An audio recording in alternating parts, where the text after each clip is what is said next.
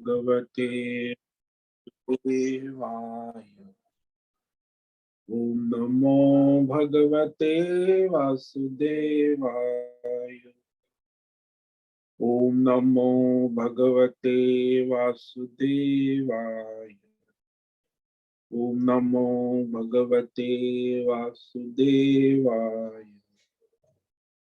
ओम नमो भगवते वासुदेवाय। ओम नमो भगवते वासुदेवाय।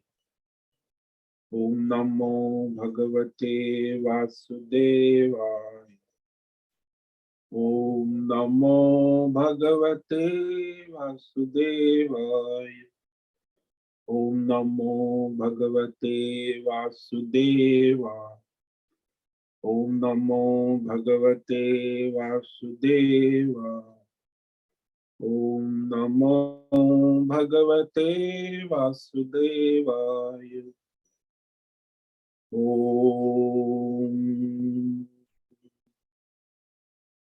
ओम ओम ओम श्री परमात्मने नमो नमः। ओम गंगणपतये नमो नमः। ओम सं सरस्वत्यै नमो नमः।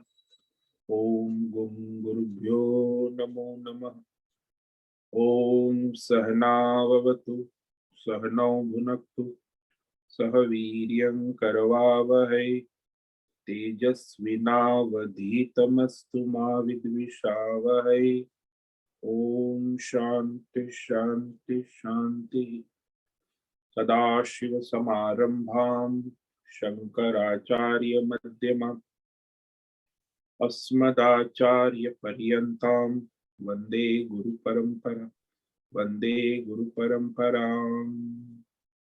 ओम पार्थाय प्रतिबोधितां भगवतां नारायणेन स्वयं व्यासेन ग्रथितां पुराणमुनिना मध्ये महाभारत अद्वैतामृतवर्षिणीं भगवतीं अष्टादशाध्यायिनीं अम्ब त्वामनुसन्दधामि भगवत् गीते भवद्वेषिणि।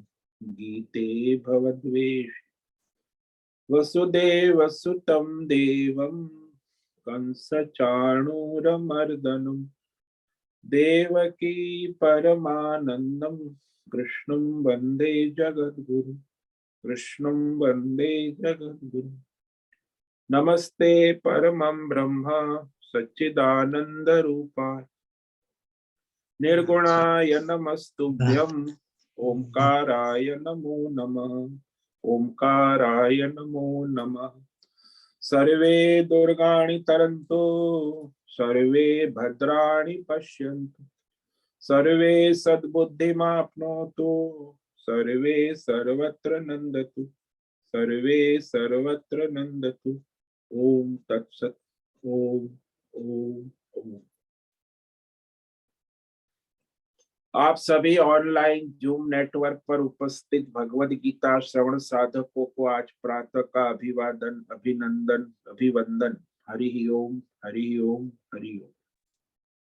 हम सबको आज का यह दिव्य दिन तन मन धन जन देश काल विषय वस्तु परिस्थिति अवस्थाएं अध्यात्म भौतिक दैविक क्षेत्र सभी को अपने अपने पूर्व में अनंत जन्मों में किए हुए संचित पाप पुण्य धर्म अधर्म मिश्र कर्मों के पके हुए फल स्वरूप में वर्तमान में आज अपने अपने प्रारब्ध अनुसार परमेश्वरीय अचिंत्य योग माया शक्ति के माध्यम से प्रसाद स्वरूप में प्राप्त हुआ है। अतः आज का यह दिव्य दिन परमार्थ हेतु निष्काम सेवा यज्ञ देव यज्ञ ऋषि यज्ञ पितृ यज्ञ भू यज्ञ भूति यज्ञ सात्विक दान शारीरिक वाचिक मानसिक तप निष्काम कर्म योग ध्यान योग भक्ति योग ज्ञान योग साधनाएं स्वाध्याय वेद शास्त्रों का अध्ययन अध्यापन उपासना आराधना के लिए समर्पित करे और कराए। अत्यंत दुर्लभ मनुष्य जीवन को परमार्थ हेतु सार्थक करे और कराए। आज विक्रम संवत 2080 फाल्गुन मास शुक्ल पक्ष की तृतीया तिथि है। कल सुबह 5:22 तक।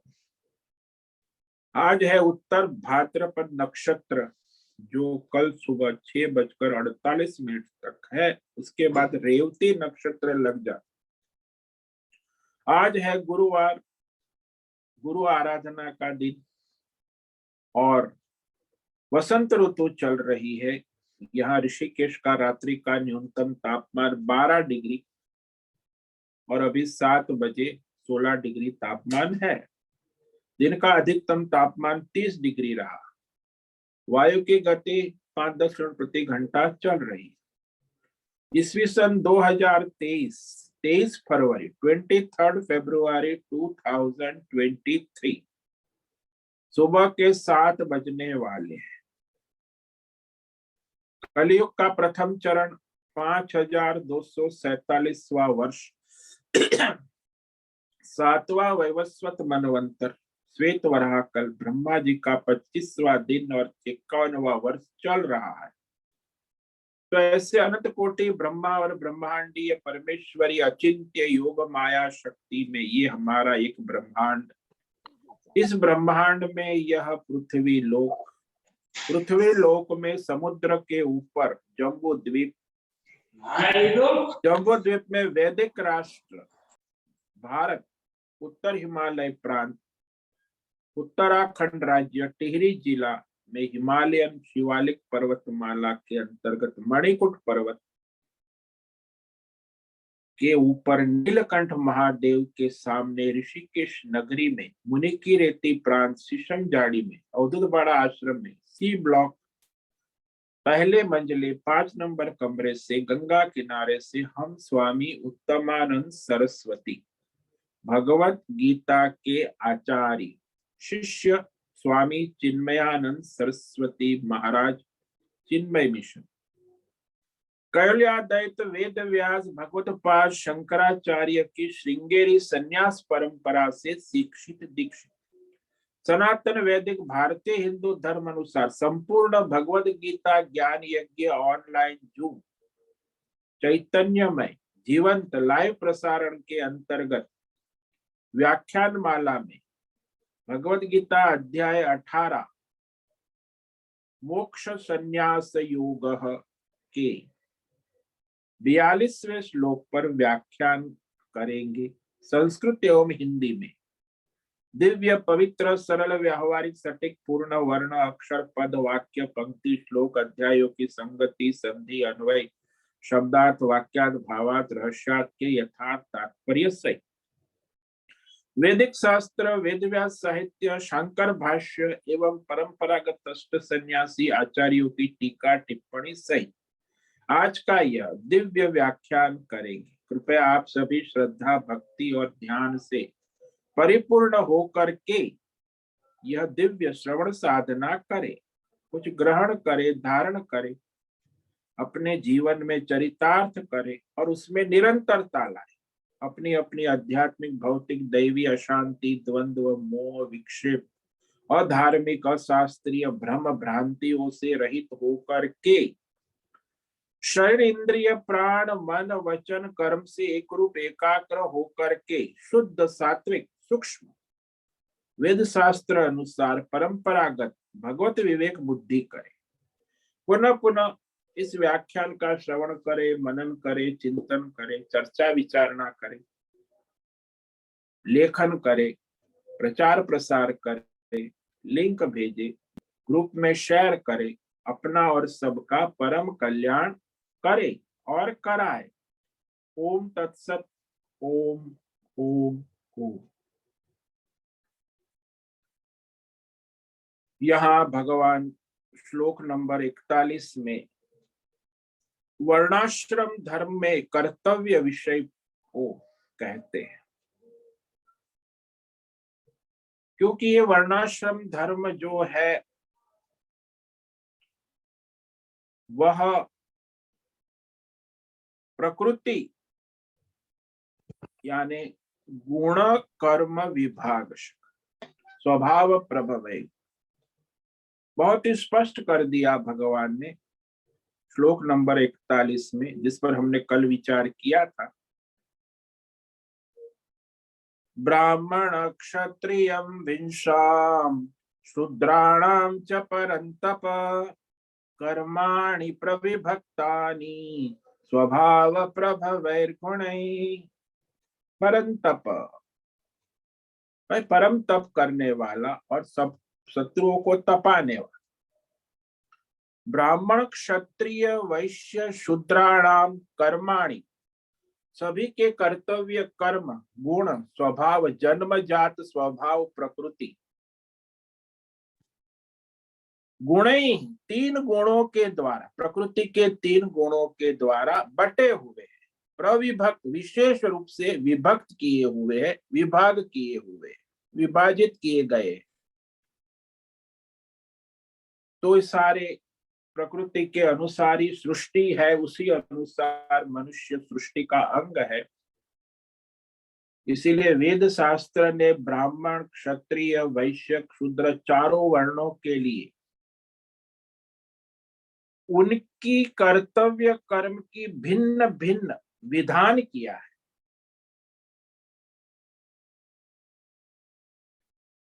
तो तीन गुण से अनुरूप बांटे गए हैं।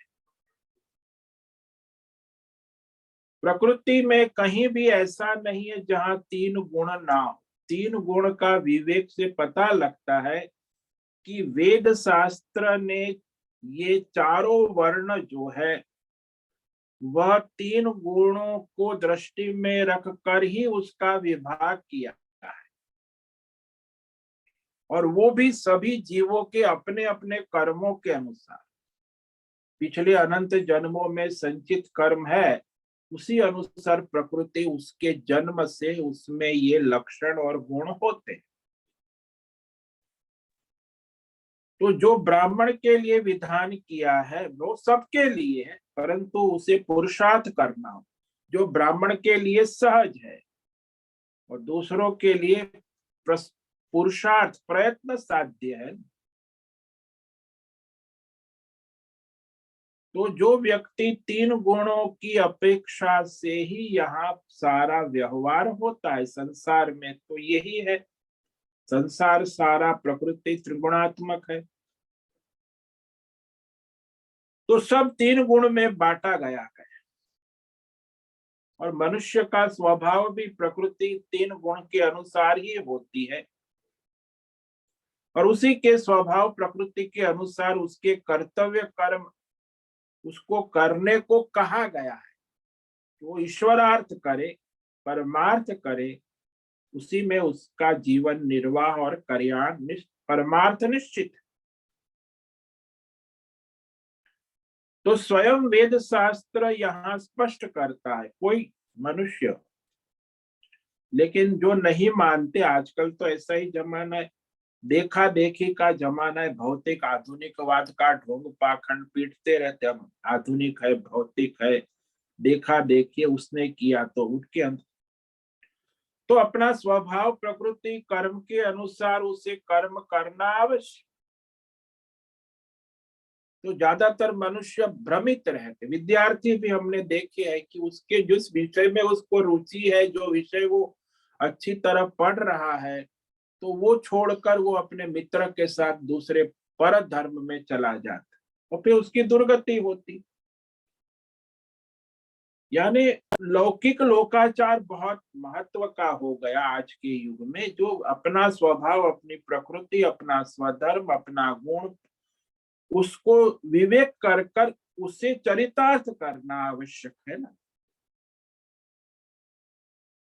तो वेद शास्त्र ने जो कर्तव्य कर्म ब्राह्मण क्षत्रिय वैश्य के लिए कहा है, वो उसके स्वभाव प्रकृति जन्मजात है, सहज है, उसके लिए उसे कोई विशेष उठापटक करने की आवश्यकता नहीं।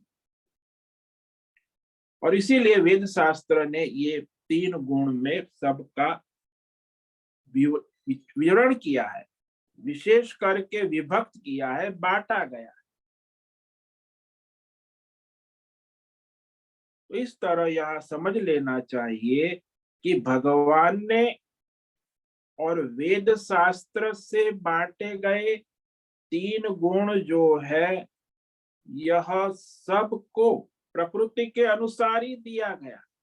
ये विशेष रूप से समझने योग्य। इसमें भगवान और वेद शास्त्र निमित्त है और प्रकृति के अनुसार, और प्रकृति भी निमित्त है, जो मनुष्य के हाथ में नहीं है, समाज या गवर्नमेंट ऑफ इंडिया क्या, वो तो प्रकृति है, ईश्वर ने बनाई है। वेद शास्त्र भी ईश्वर के द्वारा निर्मित है, प्रकृति भी ईश्वर के द्वारा निर्मित है। तो वो ईश्वर का विधान प्रकृति और वेद शास्त्र में स्पष्ट रूप से निरूपण किया गया। तो इसी कड़ी में अब भगवान जो है ब्राह्मण जाति के स्वभावजन्य सहज सात्विक कर्तव्य कर्म का निरूपण करते। ये दैवी गुण है, जो 9 गुण ब्राह्मण में। वैसे तो हमारे सारे दैवी गुण हमने देखे हैं, जो वो भी सारे ब्राह्मण के स्वाभाविक होते हैं, जो हमने 16वें अध्याय में देखे 24 दैवी गुण। तो यहाँ प्रतीकात्मक रूप से 9 गुण बताते हैं जो ब्राह्मण में स्वाभाविक होते हैं। और ब्राह्मण जो है उसके लिए मोक्ष पुरुषार्थ सहज है, वो मोक्ष के लिए प्रयत्न करता है। तो ये 9 लक्षण 9 गुण दैवी गुण का निरूपण भगवान करते, जो ब्राह्मण में जन्म से सहज स्वभाव से ही उत्पन्न होते। ये श्लोक नंबर 42। शमो दम तप शौचम क्षान्तिरार्जवमेव च ज्ञानम विज्ञानमास्तिक्यम ब्रह्म कर्म स्वभावजम। तो यह 9 गुण बता है, 9 लक्षण। ऐसे तो प्रतीकात्मक है कि जो दैवी गुण ब्राह्मण में स्वभाव से ही होते हैं। तो यहाँ पहला गुण कहा शम। शम यानी मन की जो विषय भोग की वृत्तियां है, उस विषय भोग की ओर दौड़ रही मनोवृत्तियों का नियंत्रण धर्म के अनुसार कर, शास्त्र के अनुसार करना। तो उसे कहते हैं मन का संयम। शम यानी मन को लॉकडाउन करने की बात नहीं है, नियंत्रण करना। किसके अनुसार? शास्त्र धर्म परंपरा अनुसार। जैसे वो जो भेड़ चराने वाला होता है ना, चरावा, वो सभी भेड़ों को बकरियों को नियंत्रण करता, उसे योग्य दिशा में ले जाता है। ऐसे ये मन में अनेक वृत्तियां उत्पन्न होती है भेड़ की, तो उस भेड़ वृत्तियों को नियंत्रण कर धर्म के अनुसार चलाना, नियंत्रण, तो उसे श्रम कहा। ये ब्राह्मण में स्वाभाविक होता है।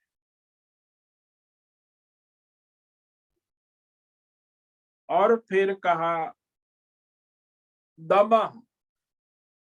10 इंद्रियां जो है अपनी विषय वृत्ति बाह्य, तो उसका भी धर्म के अनुसार शास्त्र के अनुसार नियंत्रण संयम नियमन करना,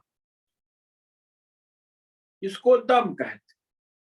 संयम का मतलब बंद करना, लॉकडाउन करना नहीं। संयम का मतलब है नियंत्रण करना, नियमन करना, नियमित करना, नियम का पालन करना,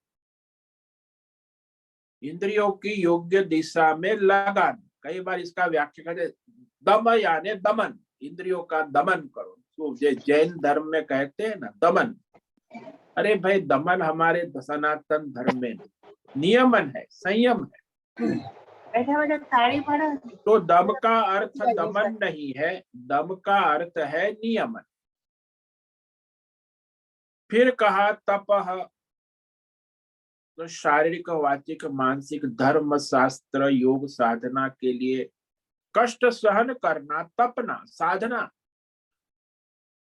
तपस्या करना। वो भी तपस्या हमने देखी है, 17वें अध्याय में कायिक, वाचिक और मानसिक तप, ये ब्राह्मण के स्वाभाविक है। तो तीसरा गुण तप कहा भगवान ने। शौचम, ये भी भीतर और बाहर की पवित्रता, इसे शौच कहा। मन से, वचन से, कर्म से पवित्र, यानी धर्म अनुसार, शास्त्र अनुसार, परंपरा अनुसार अपना स्वधर्म करना। शांति, दूसरों के अपराधों को क्षमा करना। भाई वो अन्याय कर रहा है, अधर्म कर रहा है, तो उस अपराधों को क्षमा, सामर्थ्य होने पर भी प्रतिशोध न करना, प्रतिकार न करना, दंड न देना। यानी एक शांति का मतलब है सहनशील, क्षमाशील, वो क्षमा करना, ये स्वाभाविक स्वभाव होता है, ब्राह्मणों का दैवी गुण है। आर्जवम, सरलता, तो मन, इंद्रिय और शरीर को सरल रखना, यानी निष्कपटता। जैसे बालक कितना सरल होता है मन, वचन, कर्म से, वो तो मन, वचन, कर्म से एकत्व रखना, जिसे सरलता कहते हैं, अंग्रेजी में स्ट्रेट फॉरवर्डनेस, सरलता। जैसा मन में है ऐसा वचन में है, जैसा वचन में है ऐसा कर्म में है। बालक भी वैसा ही होता है, मन, वचन, कर्म से तो सबको प्रिय लगता है, कोई कपट नहीं, ये भी दैवी गुण है। और फिर कहा आस्तिक्यम, भाई वेद, शास्त्र, ईश्वर, देवी देवता, लोक परलोक, पुनर्जन्म में अस्ति इति भाव, भाई ये सत्य है, ये है कि ये सब नहीं, ये सब बकवास है। तो एक नास्तिक लोग तुरंत कह देते कि वेद बकवास है, शास्त्र बकवास है, ईश्वर बकवास है, देवता लोग बकवास है, पुनर्जन्म, सब परलोक गमन, ये सब बकवास है, वो नास्तिक लोग बोलते। लेकिन यहाँ इसको पूरी आस्ति भाव है, कि श्रद्धा है कि वेद है, शास्त्र है, परंपरा है, ईश्वर है, देवता है, लोक परलोक है, ये सब जो शास्त्र में कहा वो अस्ति, अस्तिक्य भाव, अस्ति इति भाव आस्तिक्यम। तो वैसी श्रद्धा और निष्ठा होना, ये दैवी गुण है ना। और ज्ञानम, भाई भौतिक ज्ञान, अध्यात्म ज्ञान, दैवी ज्ञान और पारमार्थिक ज्ञान। तो ज्ञान का मतलब है कि शब्द, वाक्य, अर्थ का यथार्थ विवेक। शब्द का अर्थ क्या है, वाक्य का अर्थ क्या है, पूरे अध्याय का क्या तात्पर्य है, उसका यथार्थ थियोरिटिकल नॉलेज, जिसे हम कहते हैं ज्ञानम। आजकल जो सब ज्ञान चलता है वो ज्यादातर कोई भौतिक, अध्यात्म, दैव और परमार्थ, तीनों की खिचड़ी हो जाती, उसमें विवेक नहीं है। कई लोग जो है भौतिकवाद को महत्व देते हैं, कई लोग अध्यात्मवाद को महत्व देते, कई लोग दैवी ज्ञान को कई लोग पारमार्थिक ज्ञान को। भाई सब ज्ञान अपनी अपनी जगह है, और जिसके पास जो ज्ञान होता है उसी अनुसार उसकी बुद्धि काम करती है। जो भौतिकवादी है भौतिक ज्ञान का बकवास करेगा, अध्यात्म ज्ञान वाला है तो अध्यात्म ज्ञान का बकवास कर, फिर दूसरों का निंदा करेगा कि ये सब बकवास है भौतिक। तो ये परस्पर विरोध करना ये भी उचित नहीं है। भाई ज्ञान है, ज्ञान ज्ञान है, उसमें कोई विरोध करने की आवश्यक। भौतिक ज्ञान है वो भौतिक ज्ञान है, अध्यात्म ज्ञान है अध्यात्म ज्ञान है, दैवी ज्ञान है दैवी ज्ञान है, और पारमार्थिक ज्ञान है तो पारमार्थिक शास्त्र है। तो एक दूसरों का खंडन मंडन, ये सही है ये गलत है, ये सब अज्ञान है। तो इस तरह शास्त्रों का यथार्थ अध्ययन, अध्यापन करना, तो वह ज्ञान है। विद्यार्थी जब पढ़ता है वो भी ज्ञान है, और आचार्य जो पढ़ाते हैं वो भी ज्ञान है। अध्ययन और अध्यापन, यथार्थ विवेक करना। और जब वो ज्ञान प्राप्त करने के बाद फिर उसके जीवन में प्रैक्टिकल अनुभव युक्त प्रत्यक्ष ज्ञान जो है उसे विज्ञान कहते हैं।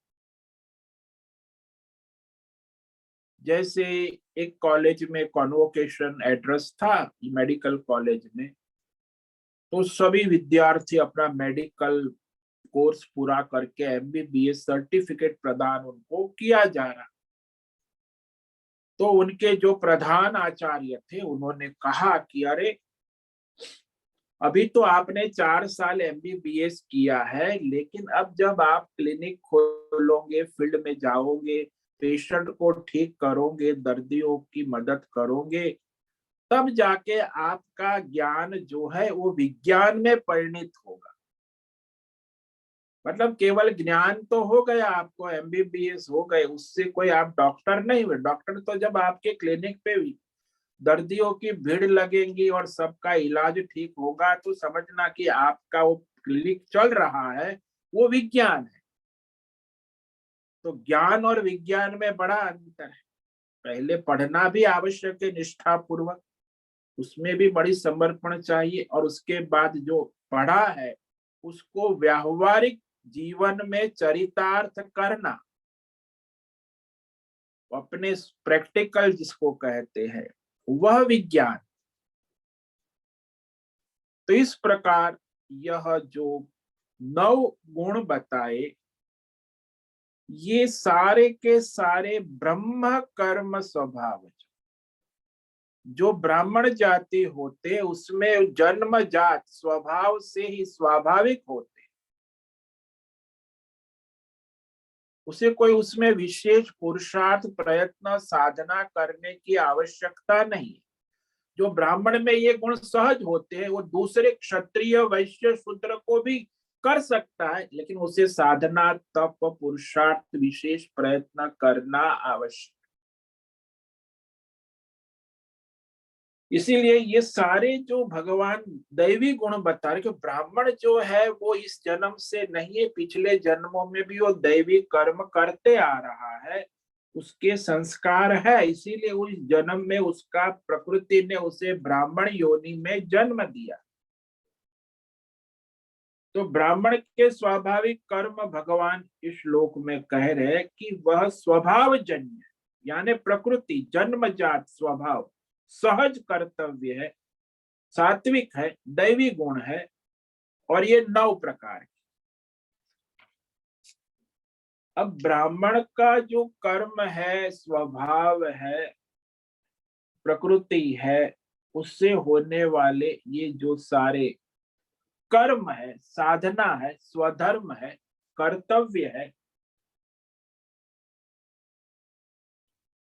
तो ये तो भगवान ने कह दिया। लेकिन हम आजकल देखते कि ब्राह्मण कोई रजोगुणी तमोगुणी कार्य भी करते देखे जाते हैं, तो वह भगवान ने तो कहा कि ये स्वाभाविक, लेकिन देश काल परिस्थिति अवस्था अनुसार यदि ब्राह्मण में रजोगुण और तमोगुण दिखाई देते हैं, उसके अनुरूप कुछ कर्म दिखाई देते हैं, तो लौकिक कर्म वो करते हैं, परंतु वे उसके प्रकृति स्वाभाविक कर्म नहीं है। किसी देश काल परिस्थिति अवस्था निमित्त से आ जाने से वह ब्राह्मण कुछ राजसी और तामसी कर्म कर लेते हैं।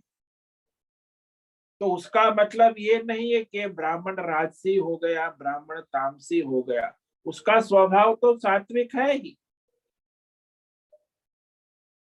वह राजसी तामसी स्वभाव वाला नहीं है, उसकी प्रकृति वैसी नहीं, इसीलिए वह जो राजसी और तामसी कर्म है वो उसमें स्थिर नहीं रहे,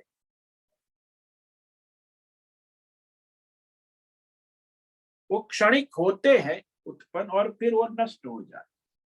हमारी कथा पुराणों में अनेक कथाएं आती है ना, कि ब्राह्मण क्रोधी हो जाया, ब्राह्मण ऋषि है, क्रोधी हो गया, तो उसने श्राप भी दे दिया। तो उसके इस क्रोधी कर्म को देखकर हम ऐसा नहीं मान सकते कि ये ब्राह्मण क्रोधी हो गया, तामसी राजसी कर्म करने लगा। तो उस कहानी में ब्राह्मण को क्रोध और श्राप देने के बाद ऐसा वो ब्राह्मण तुरंत, वो दयालु भी होता है। तो जैसे जैसे कहानी पढ़ोगे तो पता चलेगा कि जिसको उसने श्राप दिया है, श्राप, वह हाथ पैर जोड़कर क्षमा मांगता है। तो ब्राह्मण वो श्राप दूर होने का उपाय भी बता देते कि चलो ऐसा करो, तुम्हारा ये श्राप दूर हो जाए, तुरंत बता। तो उसके अंदर वह सात्विक गुण होता है। क्रोध, प्रतिशोध, द्वेष निरंतर नहीं रहता, तुरंत उसका स्वभाव सात्विक गुण प्रकट हो जाता है। हाँ, क्रोध, काम, क्रोध, लोभ के निमित्त कभी देश काल परिस्थिति में उसके अंदर किसी दुष्टता की प्रतिक्रिया आती है। वह लगता है कि ये रजोगुणी तमोगुणी प्रतिक्रिया है, और सारी सृष्टि तो त्रिगुणात्मक है ही। तो उसके किसी देश काल परिस्थिति, काम, क्रोध, लोभ निमित्त रजोगुण उत्पन्न हो गया, लेकिन वो उसमें नित्य नहीं रहता, वो क्षणिक होता है। रजोगुण तमोगुण, उसका नित्य स्वभाव तो सात्विक है ना, ब्राह्मण है ना। तो थोड़े समय क्षणिक वह रजोगुण तमोगुण का प्रभाव देखने में आता है। तो लोग कहते हैं कि ब्राह्मण देखो ऐसे हो गए, वैसे हो गए, लेकिन ब्राह्मण तो वैसा नहीं है। स्वभाव से विपरीत दूसरा राजसी तामसी कर्म करते हुए देखा जाता है, तो उसने अपना धर्म स्वधर्म छोड़ दिया, ऐसा नहीं कह सकते। हाँ, वो कोई निमित्त परिस्थिति आधार पर प्रारब्ध के अनुसार उसमें कोई तमोगुणी रजोगुणी प्रकृति चेष्टा देखी जाती। तो इस तरह भगवान ने स्पष्ट कहा कि जो वह तामसी और राजसी कर्मों की उसके अंदर पुनरावृत्ति नहीं हो सकती। सात्विक स्वभाव का होने से उसका दैवी स्वभाव कर्म फिर आ ही जाता है। तो इस प्रकार यहाँ जो यदा कदा जो राजसी तामसी कर्म ब्राह्मणों में देखे जाते हैं, वो प्रतीकात्मक परिस्थिति जन्य प्राप्त होता है। और इसी के यहाँ विवेक कर लेना चाहिए कि उसमें ये शंका न करे कि ब्राह्मण भी आजकल रजोगुणी तमोगुणी हो गए हैं। स्वभाव जो कर्म उनका तो स्वाभाविक है ही, तो केवल विपरीतता कुछ परिस्थिति, काम, क्रोध, राग, द्वेष, देश काल, व्यक्ति, परिस्थिति निमित्त आ जाते, वो क्षणिक होती है। यहाँ ब्राह्मण के कर्म, दैवी गुण जो है वो उसमें नित्य रहते हैं। राजस तामस कर्म को आना जाना देखा जाता है। वैसे ब्राह्मण के जीवन निर्वाह के लिए शास्त्रों में षट कर्म बताए हैं। 3 कर्म वृत्ति के कर्म है। जैसे जीवन निर्वाह के लिए पहला है ब्राह्मणों के लिए वेद शास्त्र को पढ़ना पढ़ाना। अब पढ़ाएंगे तो फिर वो साधक शिष्य विद्यार्थी पढ़ के बाद वो दक्षिणा देता है, उससे उस ब्राह्मण का निर्वाह होता। तो हमारी गुरुकुल परंपरा में पहले पढ़ाई होती है, और पढ़ाई समाप्त होने के बाद दक्षिणा दी जाती। आजकल मॉडर्न आधुनिक अंग्रेजी जमाना जो है ना, पाश्चात्य संस्कृति, ये हमारी भारतीय नहीं है। पाश्चात्य आधुनिक जिसको कहते हैं, आध्यात्म यानी पाश्चात्य विदेशी संस्कृति, उसी को आधुनिक कहते हैं। तो उसमें पहले फीस ली जाती, और बाद में पढ़ाया जाएगा। तो हमारे वैदिक परंपरा गुरुकुल में ठीक इससे विपरीत, पहले पढ़ाया जाएगा और बाद में श्रद्धा भक्ति से जो दक्षिणा दे, वो भी फिक्स नहीं है। सब विद्यार्थी, कोई गरीब है, कोई अमीर है, राजकुमार है तो बहुत बड़ी दक्षिणा देगा, और कोई गरीब है तो एक फूल भी देगा। तो वहां सबके लिए एक समान फीस नहीं है। दक्षिणा में स्वतंत्रता है, श्रद्धा है, भक्ति। तो जो भी विद्यार्थी पढ़ेगा, राजकुमार भी पढ़ेगा और गरीब विद्यार्थी भी पढ़ेगा, उसमें उसे कोई समस्या नहीं। गुरुकुल में सबको प्रवेश मिलता है। तो वह ब्राह्मण की ये वृत्ति है जीवन निर्वाह के लिए पढ़ाना वेद शास्त्र, जिससे उसे धन मिलता है। इसी प्रकार उसका जीवन निर्वाह, परिवार निर्वाह चलता है। दूसरा कर्म है ब्राह्मणों का यज्ञ करना, पूजा पाठ करवाना। जो आजकल कर्मकांडी ब्राह्मण होते, पूजा पाठ कराते, यज्ञ कराते, ये विधि कराते, शुभ जन्मजात संस्कार, विवाह संस्कार, अंत्येष्टि संस्कार, ये सब 16 संस्कार करा, यज्ञ करना, पूजा पाठ। तो ब्राह्मण वहां पुरोहित बनते हैं। पुरोहित भी वो अपना यज्ञ पूजा पाठ कराने के बाद दक्षिणा जो प्राप्त होती है ना, उससे उस ब्राह्मण का जीवन निर्वाह, परिवार निर्वाह होता है। तीसरा है वो कुछ करता नहीं है, न पढ़ाता है, न कर्मकांड पूजा पाठ कर, लेकिन लोग हमारे श्रद्धा भक्ति से ब्राह्मण है तो दान देते, कि ब्राह्मण को दान देना कर्तव्य है। हालांकि उसने कुछ किया नहीं है, पढ़ाया नहीं है, या तो कोई पूजा पाठ नहीं कराई, लेकिन फिर भी श्रद्धा से ब्राह्मण को दान देते हैं। तो इस दान वृत्ति से भी उसका जीवन निर्वाह होता है। तो ब्राह्मणों को दान ग्रहण करना, ये भी एक तीसरा कर्म है। तो जीवन निर्वाह की 3 वृत्ति है: वेद पढ़ाना, पूजा पाठ करना और दान लेना, और इस तरह अपने जीवन निर्वाह को चलाना। तो उसमें मुख्य है जीवन निर्वाह, रोटी कपड़ा मकान आवश्यक जो है वो।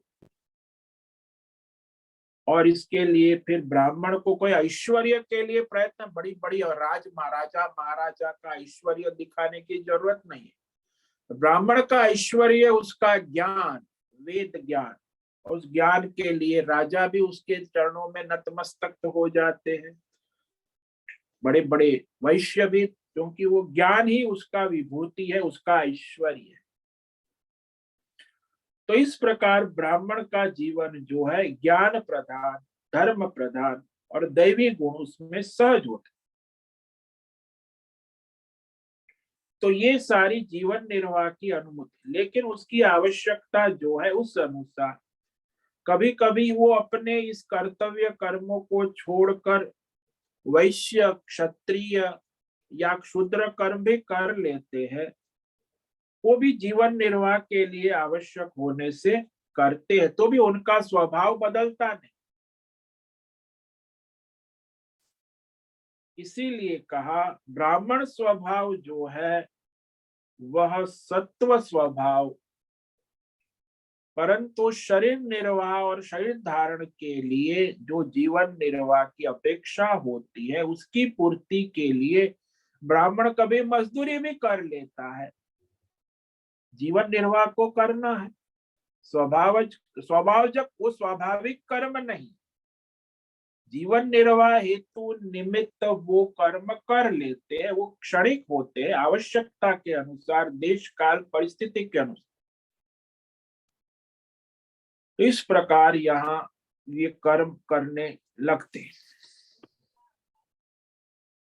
तो स्वाभाविक, भगवान ने यहाँ का स्वभावज कर्म बताकर स्पष्ट कर दिया कि यह जो जीवन निर्वाह की वृत्ति कर्म वो ब्राह्मण का स्वाभाविक कर्म नहीं है। आगे भी देखेंगे क्षत्रिय के कर्मों में भी वृत्ति की प्रधानता नहीं है। वैश्य के जितने कर्म गिने वो भी सारे वृत्ति यानी जीवन निर्वाह के कर्म में कोई उसका प्राधान्य नहीं। तो वो हम आगे भी देखेंगे। यहाँ लौकिक जो जीवन निर्वाह की वृत्ति की प्राप्ति आवश्यक है, इसीलिए वहां वो कर्म में परिवर्तन दिखा जाता है। वैश्य में भी शूद्र में भी जीवन निर्वाह की वृत्ति जो है उसकी प्रधानता प्रकट की गई है कि भाई रोटी कपड़ा मकान के लिए कोई कर्म कर लेता है, उससे मतलब वो नहीं है कि वो क्षत्रिय शूद्र हो गया। ब्राह्मण ने मजदूरी कर दी तो ब्राह्मण शूद्र हो गया, ऐसा नहीं। अबे ऐसे ही यहाँ विवेक कर लेना आवश्यक है कि वो गौण वृत्ति है। दूसरे कोई कर्म कर लेता है, क्षत्रिय भी यदि क्षुद्र कर्म कर लेता है तो वो जीवन निर्वाह के लिए गौण रखा, गौण वृत्ति। मुख्य तो क्षत्रिय है, ब्राह्मण ब्राह्मण है, वैश्य वैश्य है। तो इस तरह यह स्पष्ट कर दिया है कि रजोगुणी तमोगुणी के बिना भी जो उसकी वृत्ति है वह प्रकृति के अनुसार सहज जन्मजात ब्राह्मण का स्वभाव दैवी गुण वाला ही होता है। इसीलिए ब्राह्मण के द्वारा जो दैवी कर्म अनुष्ठान होना आवश्यक है, यही उसकी शोभा है। ये जो दैवी गुण है, ब्रह्म कर्म स्वभाव, ब्राह्मण व्यक्ति हो या जाति हो, उसके द्वारा ये दैवी गुण जो है, कहे यहाँ श्रम दम तप, ये सारे 9 वैसे सारे दैवी गुण जो शास्त्रों में कहे, उसी का ब्राह्मण को अनुष्ठान करना आवश्यक है, वही उचित है। इसीलिए यहाँ ये जो भगवान ने कहा, ये ब्राह्मण के लिए सहज स्वाभाविक अनुष्ठान योग्य पुरुषार्थ है, स्वधर्म है, कर्तव्य है। ब्राह्मण का पहला कर्तव्य कर्म है शमः,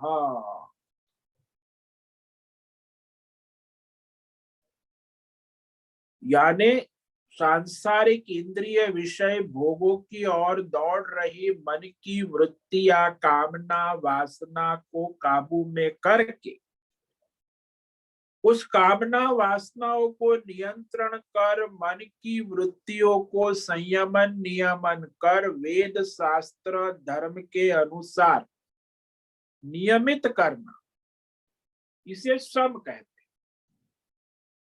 कुछ भी आ गया, कुछ ब्राह्मण है तो मांसाहार करेगा, तो ये नियंत्रण करना होगा, वृत्ति ये सब आएगी। वहां विवाह है, विवाह में गया है तो विवाह में मांसाहार भी है, शाकाहार भी है, सब है, सब शराब भी है, शरबत भी है, जूस भी है।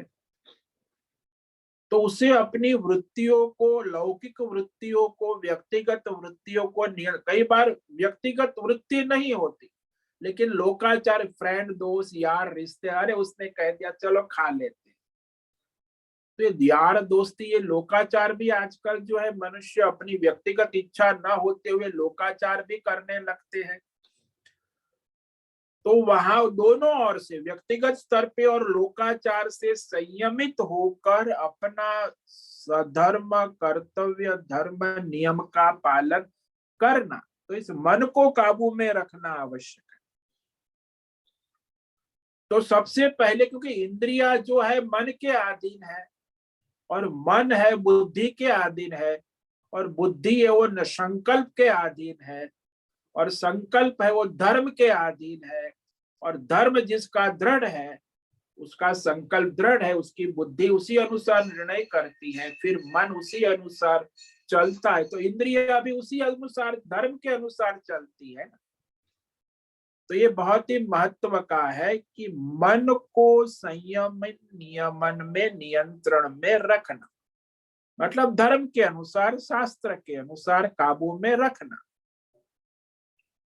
अब ये सम के बाद दम है, इंद्रिया, इस पर हम आगे कल व्याख्यान करेंगे। तो ये सारे गुण समझने योग्य है कि ये जो ब्राह्मण का जो गुण है वो सबके लिए, क्षत्रिय वैश्य शूद्र, लेकिन उसको पुरुषार्थ विशेष प्रयत्न करना पड़ता है जब ब्राह्मण को सहज प्राप्त है।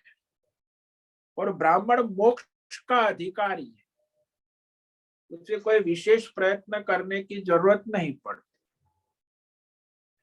तो आज जो हमने ये ब्राह्मण के सहज गुण, जो स्वाभाविक कर्तव्य कर्म यहाँ भगवान कह रहे हैं, इस पर विचार कर रहे, और भी आगे कल करेंगे। तो आज इसे संक्षेप में कह देते हैं।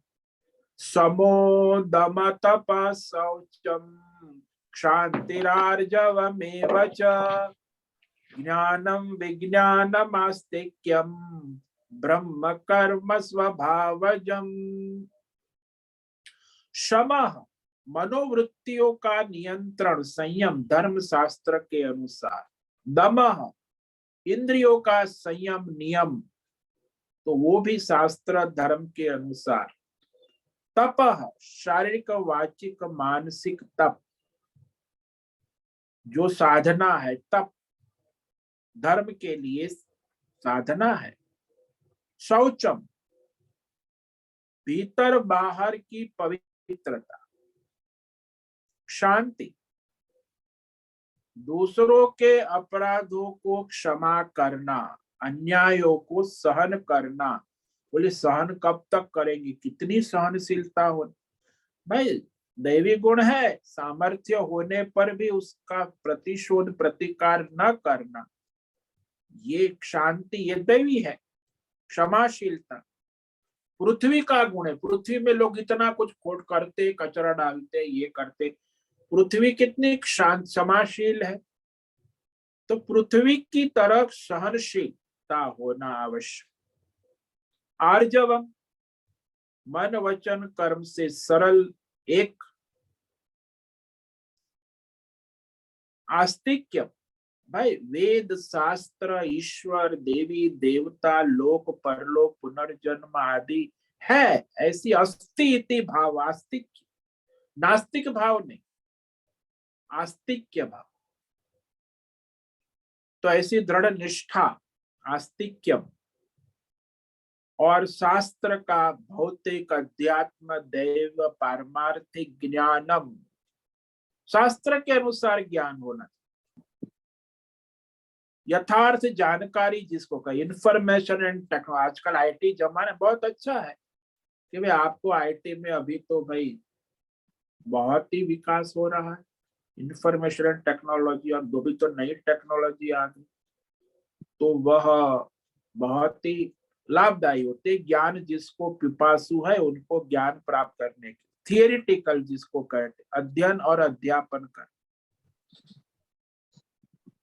और फिर उसका जीवन में चरितार्थ करना, विज्ञान प्रैक्टिकल जो ज्ञान है उसका अनुभव करना, अनुभव युक्त प्रत्यक्ष प्रमाण युक्त ज्ञान, वो है विज्ञान।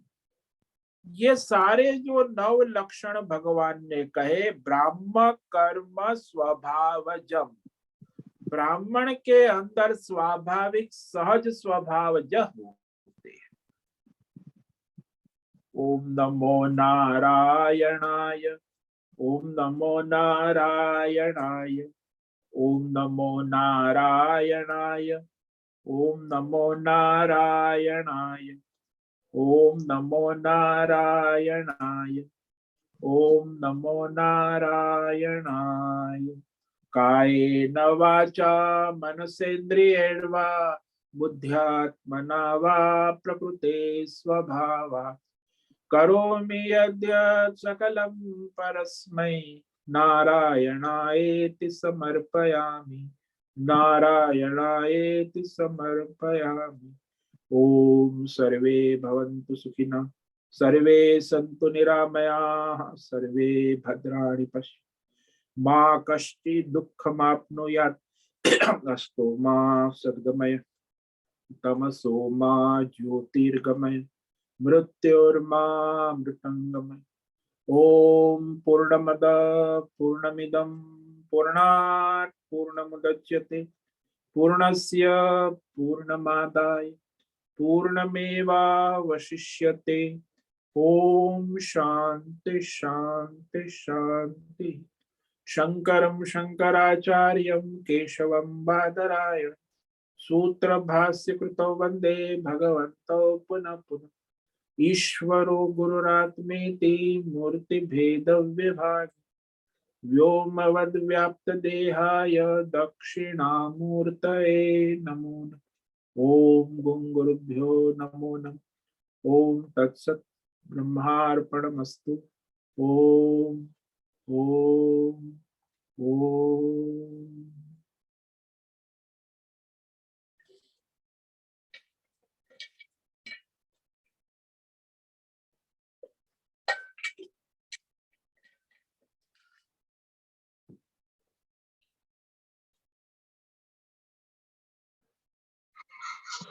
प्रणाम स्वामी जी।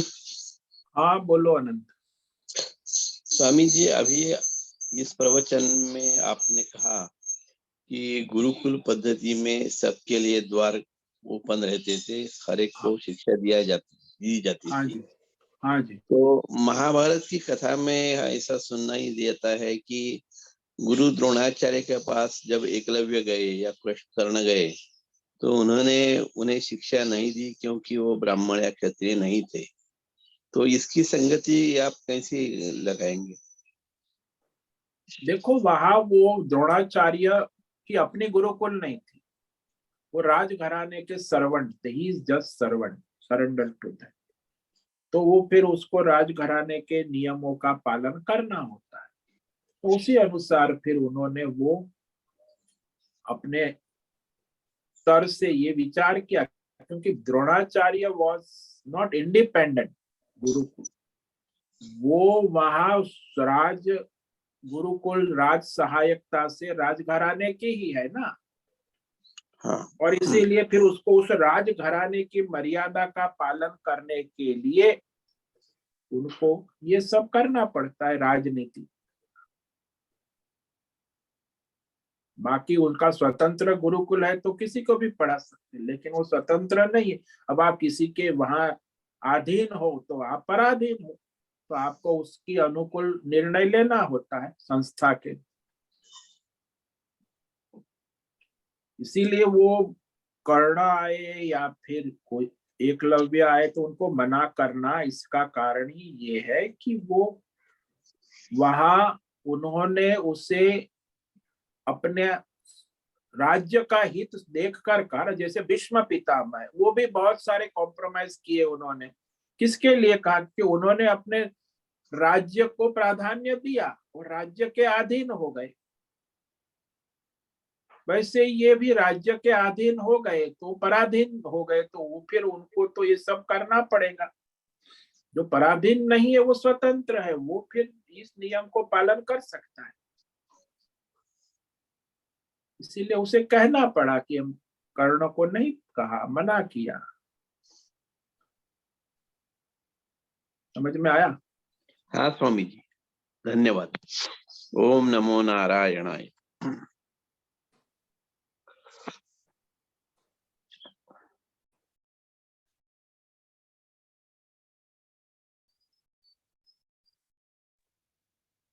ओम नमो नारायण स्वामी जी।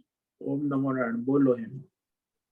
स्वामी जी, ये जो आज देवी गुण है वो 13वें अध्याय में वो भी आ गए हैं ना, सब आर्जवम हाँ, वो सब। सारे दैवी गुण कोई भी 13वें अध्याय में, 16वें अध्याय में, 12वें अध्याय में सब दैवी गुण है, हाँ, उसमें कोई विभूति में। अलग नहीं है। लेकिन यहाँ प्रतीकात्मक रूप से बता रहे हैं, तो वो ब्राह्मण में स्वाभाविक होते हैं।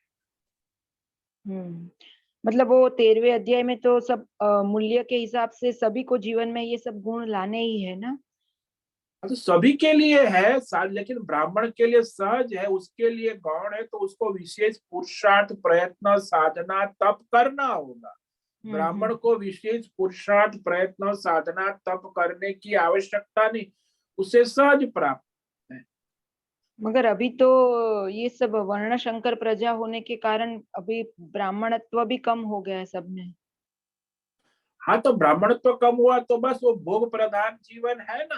आप तो पैसा चाहिए, भोग चाहिए, और क्या, इंद्रिय विषय भोग को प्राधान्य देते, उसको मोक्ष तो है नहीं, धर्म को भी प्राधान्य नहीं देते। अब तो अर्थ प्रधान हो गया ना। तो ब्राह्मण सारे जीवन के निर्णय आप लोग पैसे के आधार अर्थ प्रदान करने लगे ना। पहले तो लोगों धर्म के अनुसार निर्णय करते हैं, अब विवाह करना है तो भी वहां पैसे को देखते हैं, कोई धर्म को देखना ही नहीं है। मोक्ष तो दूर की कौड़ी, मोक्ष की तो बात छोड़ो, धर्म को भी नहीं महत्व देते, पैसे को ही महत्व देते हैं, तो फिर वर्ण संकर भ्रष्ट हो गए ही ना। वो परिणाम क्या आएगा? वही तो है आजकल तनाव, टेंशन, भय, शारीरिक बीमारी, मानसिक बीमारी और अशांति के सिवा कुछ मिलता नहीं है। धर्म के बिना शांति कहाँ मिले? कहते पैसे में शांति है, पैसा धर्म के अनुसार है तो शांति। बाकी आजकल जो उल्टा सीधा करके धन कमा के भोग संग्रह करने से कोई शांति मिलती नहीं। समझ में आया? क्योंकि ऐसे बोलते हैं, हम मैंने सुना है कि ब्राह्मण के लड़के के साथ विवाह करना, मतलब जो क्षत्रिय वैश्य होते हैं उनको नहीं करना चाहिए। वो हमारे ऐसे बोलते थे पहले कि वो पाप होता है। हाँ तो पाप है ही ना, वर्ण संकर पाप है। कोई भी आप ले लो, ब्राह्मण का ब्राह्मण, क्षत्रिय का क्षत्रिय, वैश्य का वैश्य, तो ही उनकी प्रगति धर्म होगा, नहीं तो अधर्म ही होगा ना। जीवन अधर्म में ही रहेगा। ब्राह्मण का ब्राह्मण के साथ जीवन निर्वाह होगा, उसकी प्रगति दोनों की होगी। क्षत्रिय है तो क्षत्रिय का प्रगति हो, तो स्त्री पुरुष दोनों का कल्याण, प्रगति धर्म और मोक्ष के मार्ग पे चल पाएगी, नहीं तो विरोधाभास होता है ना। अब वो ब्राह्मण है और उसका वो वैश्य है, तो फिर कहाँ से उनका तालमेल? जब प्रकृति दोनों की अलग है ना,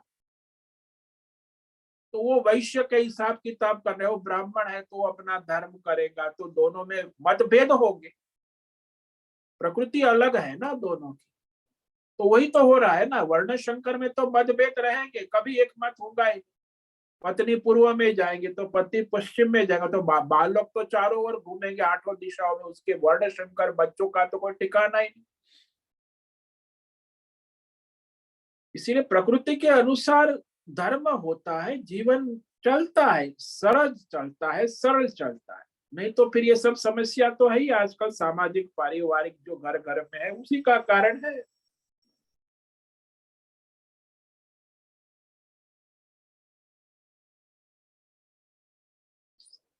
इसीलिए विवेक करना आवश्यक है कि भाई आप ब्राह्मण हो, क्षत्रिय हो, वैश्य हो, शूद्र हो, आपका स्वधर्म जो आपके लिए सहज है तो वो करो। फिर ऊपर जाओगे तो ऊपर भी जा सकते हो, नीचे गिरोगे तो भाई आप ब्राह्मण हो और क्षुद्र में लग जाओगे कर्म में, तो आप नीचे गिरोगे। आप क्षुद्र हो तो अपना क्षुद्र कर्तव्य कर्म करो और साथ में दैवी गुणों के लिए साधना तब भी करो। वहां ऊपर जाने को भी प्रयास करना चाहिए। कोई वैश्य है तो वो भी नीचे भी जा सकता है, ऊपर भी जा सकता है। जैसा कर्म पुरुषार्थ करेगा वैसी उसकी गति होगी, ऊर्ध्व गति, अधोगति। भाई वर्तमान कर्म उसको स्वतंत्रता भगवान ने यही तो दी है ना, सभी मनुष्य को दी है, केवल पशुओं को नहीं, देवताओं को भी नहीं। मनुष्य ऊपर भी जा सकता है, नीचे भी गिर सकता है, और जो अपना स्वधर्म है वो कर सकता है। स्वधर्म से भ्रष्ट भी हो सकता है, वो स्वतंत्र है, इसलिए तो स्वतंत्रता का दुरुपयोग करता है। परमार्थ के लिए, धर्म के लिए स्वतंत्रता है, लेकिन वो अधर्म करता है, भोग लंपट, विषय लंपट, तो वो अपना स्वधर्म छोड़ देता है। समझ में आया? हाँ स्वामी जी। ओम नमो नारायण। ओम नमो नारायण। ठीक है, आज का समय पूरा हो रहा है। सभी साधकों को आज का ओम नमो नारायण। सबको ओम नमो नारायण। ओम नमो नारायण। ओम नमो नारायण स्वामी।